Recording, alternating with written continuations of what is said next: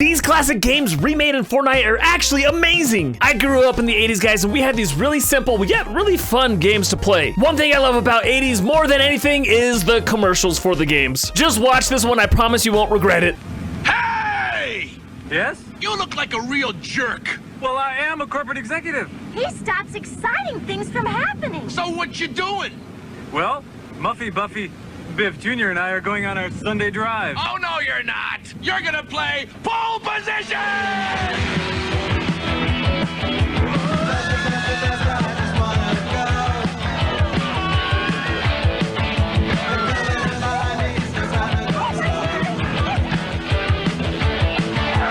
Okay, that's enough of that. These maps I'm gonna show you today are actually really cool. Yes, the games are really simple in concept, but to rebuild it in the Fortnite creative system is actually insane. Like, just taking a look at the mechanics behind it will absolutely blow your mind. So today I'm gonna show you 4 really amazing recreations that have just really impressed me. Let's do this. First, I wanna start with Connect 4 built by JST Kamui. This is a simple 1v1 game where you're trying to get 4 of your circles in a row before the other person does. This is a classic board game that I played with all of my siblings, and the fact that Kamui was able to recreate this perfectly in Fortnite is really astounding to me. I mean, just take a look at some of these mechanics that go behind the board of the Connect 4. I actually did a whole video about this game mode. Like, there are so many things happening here to make this happen properly. And to calculate if someone has won, if they have 4 in a row, just all sorts of things going on. It's really fun. You should jump in and play with your friends. It's actually amazing how many different strategies there are to get to a Connect 4. Love this map, guys. It's so good. Next, I have a couple of maps made by the same map maker. His name is Z69. The first one I want to show off is a recreation of the classic game Snake. I'm sure most of you have played Snake before, but just in case you haven't, Snake is a game where you start off as like one square, and then as you collect the little dots around the screen, the snake gets longer, and it makes it so it's harder to navigate around the square area. If you hit any of the walls, or if you hit yourself, then you lose. The goal is to see how many of the dots you can collect before running into something that you shouldn't. I honestly have no idea how Z69 is making this map. The fact that he's been able to create something where it's getting longer and following you around the screen depending on what direction you've pushed is like next level mechanics going on here. Now, clearly this isn't as fluid or smooth as the original game, but the fact that this is even possible at all in Fortnite is amazing to me. I got up to 9 on my very first try. I'm curious if you guys can beat my score on your #1 try. So go and try it. The next game that Z69 made is the classic game of Minesweeper. Now, Minesweeper is a little bit harder to explain how to play, but basically how it works is there are mines all over a board, and you just have to start by selecting some of the spaces, and when you hit a space, it will tell you how many mines are next to that space. If the number says 1, that means there's a mine next to it somewhere. If it says 2, that means there's 2 mines next to it. If it says 0, then there's 0 mines. It's actually not that difficult once you get playing, but the goal is to shoot all the spaces that don't have a mine on it, and if you do hit one that has a mine on it, it's game over. The thing I love about this map is it's completely random. It's random how many mines are on your map, and it's random where they're placed. Once again, the mechanics behind this are really just beyond my brain. This must have taken so long to just figure out how to calculate where to put it randomly, and then how many mines are around it to make sure that the numbers are placed correctly. It's really amazing to think about. So huge shout out to Z69 on both of these maps. Be sure to go and play them. The codes are in the description below. And finally, we end on the classic game of Tic Tac Toe. Now, you may be thinking Tic Tac Toe would be pretty easy to make in creative mode, and that would kind of be true if this were a 1v1 game. What's really impressive about this map is that it's a one-player game. You are playing against an AI that is super smart, and honestly, guys, I've lost a lot of times to this AI. I did talk to the map maker later about this, and it's not like the craziest AI ever made, but it is enough that